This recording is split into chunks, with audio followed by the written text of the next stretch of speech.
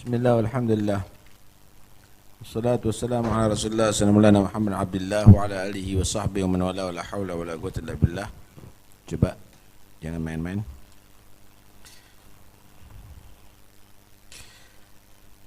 Sayan'id daru yawman sakinihi wa yakhlu kullu asrin an banihi radidal mar'u am lam yartadhihi fa'uqba kulli syai'in nahnu fihi minal jam'il kathifi ila syatati. Suatu hari setiap rumah yang ditinggali manusia, suatu hari setiap rumah akan mengabarkan kematian penghuninya.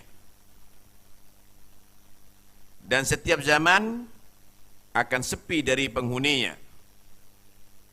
Ini yang hidup ini semuanya ini zaman ini sebentar lagi akan diganti dengan generasi berikutnya, akan sepi, habis penghuninya. Baik manusia itu rela dengan kematian itu atau tidak rela, pasti akan terjadi. Kesudahan segala sesuatu yang kita berada di dalamnya berupa perkumpulan, kita kumpul sama keluarga, sama family, sama teman, sama lingkungan.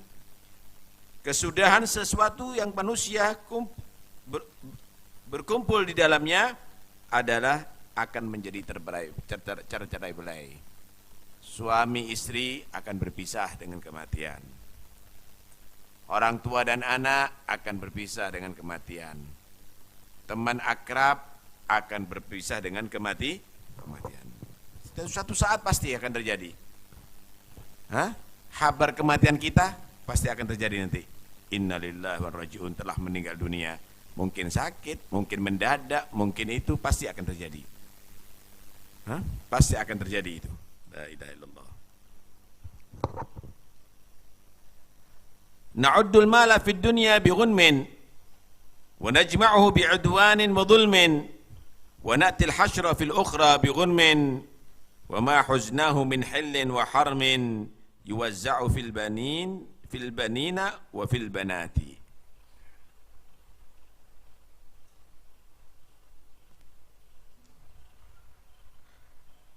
Di dunia kita menilai harta adalah sebagai hal yang berharga, keuntungan yang luar biasa, ya. Nominalnya demikian, sekian ons emas, ya, tanah sekian luas. Kita menghitung di dunia ini merupakan satu keberuntungan. Wa najma'uhu bi'udwanin wa dhulmin. Kemudian kita berusaha mengumpulkan itu dengan cara walaupun melanggar, walaupun dengan cara kezaliman. Yang penting gimana caranya kita menjadi yang terkaya, yang paling banyak harta. Tahukah nanti lalu kelak di akhirat kita akan berkumpul ada di padang mahsyar dengan membawa kerugian. Ternyata yang membuat payah nanti ada di mahsyar, hisab, timbangan, tanggung jawab, justru yang kita anggap keuntungan dari itu akan menjadi satu kerugian yang besar. Dan semua yang kita peroleh, baik dari yang halal maupun yang haram, tahukah Anda? Semuanya akan dibagi kepada anak-anak kita, laki atau perempuan. Mereka berbahagia dengan warisan yang kita berikan, tapi kita harus bertanggung jawab di hadapan Allah itu kepada itu semuanya. Kebodohan model apa kita ini, semuanya hidup di atas dunia, lupa tentang akhirat kita, ya ikhwani. Manusia menghitung itu adalah harta dia. Ya gulub ada mali. Manusia mengatakan aku punya harta, tanah, duit, barang, macam-macam. Wa hal min malik illa ma akalta fa afnait. Aw labista fa ablat aw tasaddaqta fa abgat.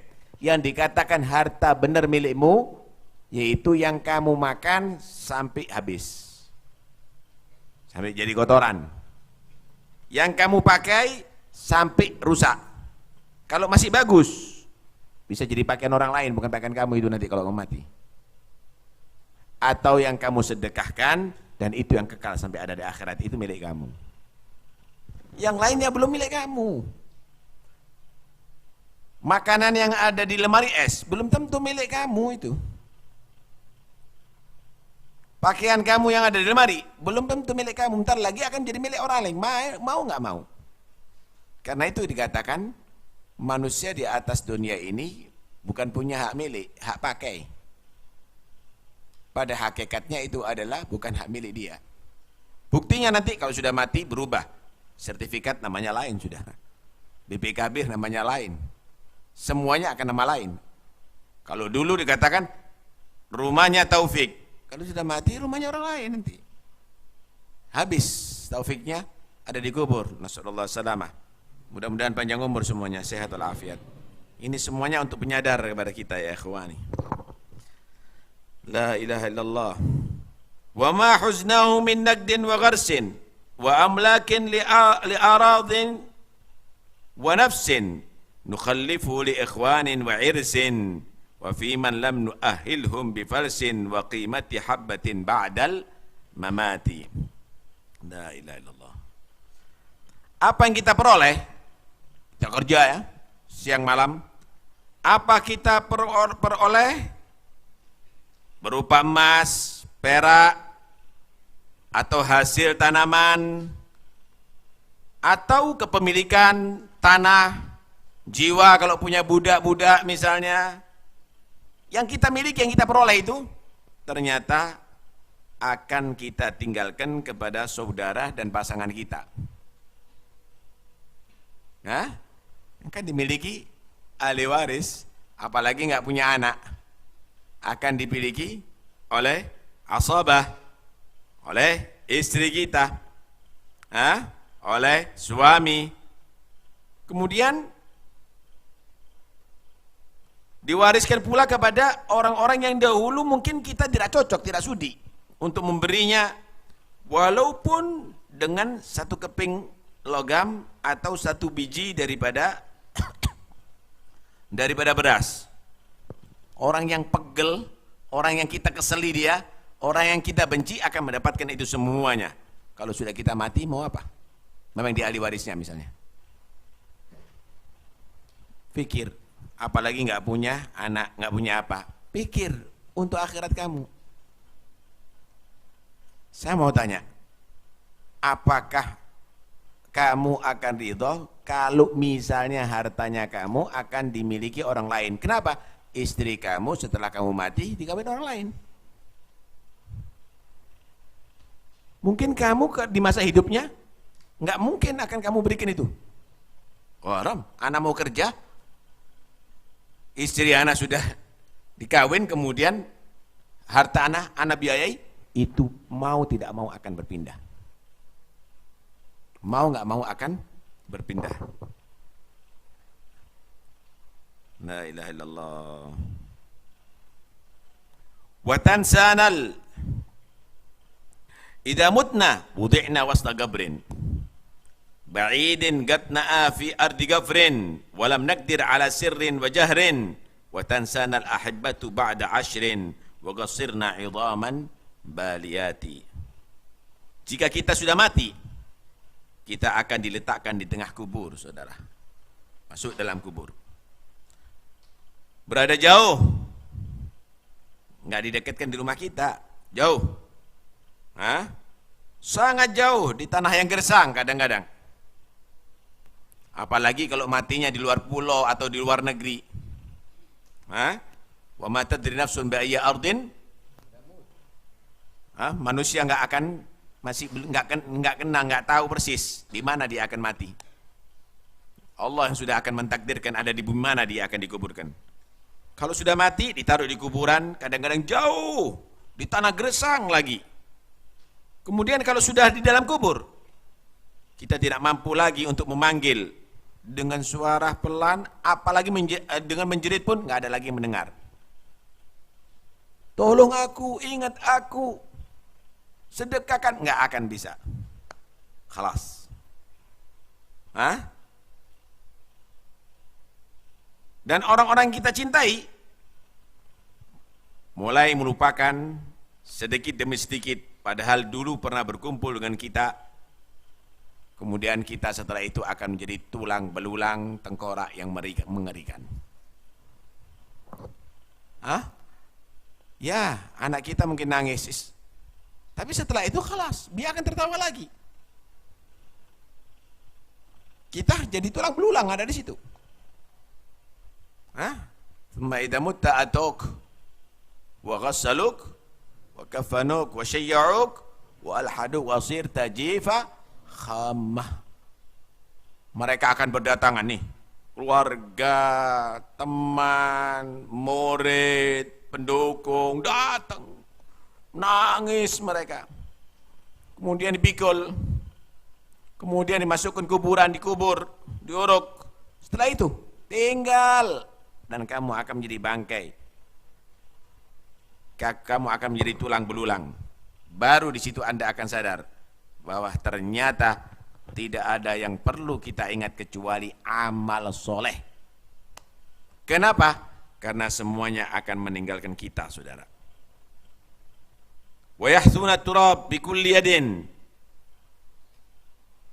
wa jam'in qattu la yuhsa bi'addin alaina idza yuwaruna bilahdin ka'anna lam nu'ashirhum biwuddin wa lam yaku fihim khillu muwati. Mereka, keluarga kita, murid-murid kita, pecinta-pecinta kita, menaburkan tanah untuk mengubur kita dengan tangan-tangannya, membuktikan cinta, tapi menanam kita, saudara.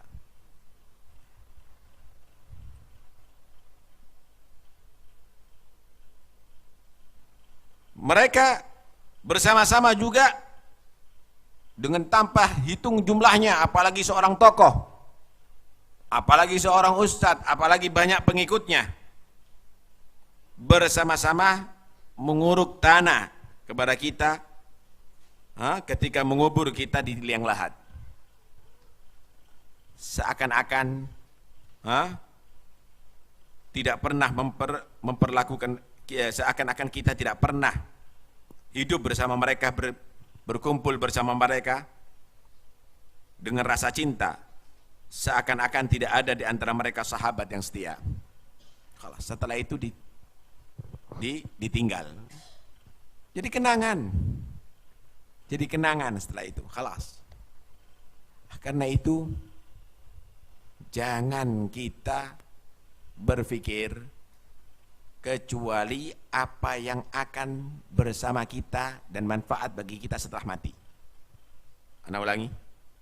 Jangan kita berpikir hidup di atas dunia kecuali yang manfaat dan bersama kita setelah kita mati. Anda punya umur, pikirkan baik-baik, gimana umur ini bisa manfaat kalau setelah mati Anda akan bisa merasakan kenikmatan dengan umur kamu tadi. Anda mau berbicara juga begitu, kira-kira manfaat nggak kalau Anda mati? Anda punya harta, juga begitu. Jadikan yang sekiranya kalau kamu mati, ada manfaatnya. Kalau tidak, Anda akan menyesal. Tahukah orang kalau sudah dikubur, apa harapannya? Ingin hidup lagi, Rabbirji'un. Ya Allah, kembalikan aku hidup lagi di atas dunia. Kenapa nyesel dia? La'alli a'malu salihan fima taraktu. Supaya aku beramal soleh daripada apa yang aku tinggalkan. Gak manfaat lagi, khalas. Seandainya yang ia miliki jadi amal soleh, manfaat di kuburnya. Ya Allah, aku sekarang sadar, aku hidupkan lagi, aku akan jadi amalkan soleh. Kalla, gak ada. Innaha kalimatun wa qailuha. Itu pasti memang kalimat yang akan diucapkan oleh orang yang nyesalnya setelah mati. Yang sadarnya setelah mati pasti akan minta hidup lagi untuk menjadikan semua yang ia miliki untuk jadi amal soleh. Pasti itu. Innaha kalimatun huwa qailuha. Itu memang kalimat yang pasti diucapkan orang yang sadar dan menyesal setelah matinya. Tapi sudah ketetapan Allah, wa min waraihim barzakhun ila yaumi yub'atsun. Setelah kematian nggak ada lagi kehidupan kecuali dia di alam barzakh sampai hari kebangkitan nanti dari kiamat antara surga dan neraka. maafi, hidup lagi di atas dunia. Karena itu sadari itu semuanya.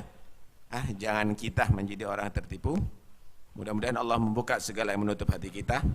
Nasihat-nasihat ini adalah untuk mengingatkan kita, mempersiapkan, karena sebentar lagi juga mau tidak mau kita akan mengalami apa yang telah dialami oleh ahlul kubur, kematian, dan kita akan ditinggal, dan semuanya akan melupakan kita kecuali amal soleh kita.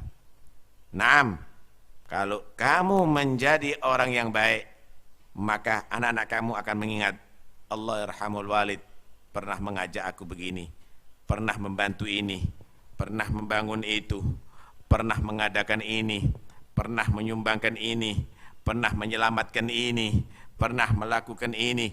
Itu yang harus kamu lakukan. Jangan nanti ternyata kamu bukan menjadi cerita yang baik. Masya Allah, Walidi kalau ngerokok luar biasa. Walidi kalau dia tadi itu ada di warung lupa berjam-jam. Walidi kalau sudah dia dengarkan nyanyi asyiknya setengah mati, maka itu semuanya akan menjadi celaka bagi kamu. Telah mewariskan kegagalan kepada anak-anak kamu. Karena itu jadilah kamu orang tua yang bisa menjadi contoh untuk anak-anak kamu, meneruskan kebaikan-kebaikan. Mudah-mudahan Allah subhanahu wa ta'ala menjadikan kita anak-anak yang saleh daripada orang-orang yang saleh insyaallah. Amin ya rabbal alamin.